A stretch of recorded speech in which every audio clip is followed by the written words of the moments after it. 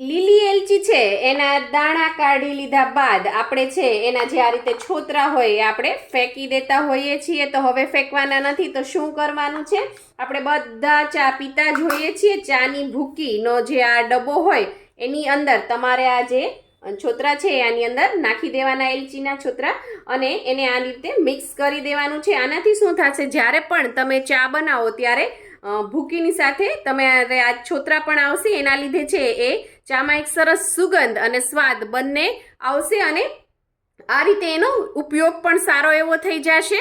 કારણ કે એલચી છે એ ખૂબ જ મોંઘી હોય છે, એટલે છોતરા ફેંકી દેવા પણ આપણને ગૃહિણીઓને પોસાય નહીં. તો આ રીતે તમે આ આઈડિયા અપનાવજો અને આ રીતે તમે નાખજો તો તમારી ચા ખૂબ જ ટેસ્ટી બનશે અને એલચીના છોતરાનો યુઝ પણ થઈ જશે. આવી જ આઈડિયા, ટિપ્સ અને રેસિપી માટે સબસ્ક્રાઇબ કરો પૂનમ્સ ફ્લેવર કિચનને. અને જો તમને મારો આઈડિયા પસંદ આવ્યો હોય તો એક લાઈક જરૂરથી કરતા જાજો. તમને મારી ચેનલ ઉપર beauty tips, hair mask, face pack, ઘરને ક્લીન કરવાની અલગ અલગ ટિપ્સ, આઈડિયાઝ, રેસિપીઝ, સવાર બપોર સાંજની થાળી, બહુ બધું જોવા મળશે. તો જરૂરથી સબસ્ક્રાઇબ કરજો મારી ચેનલને.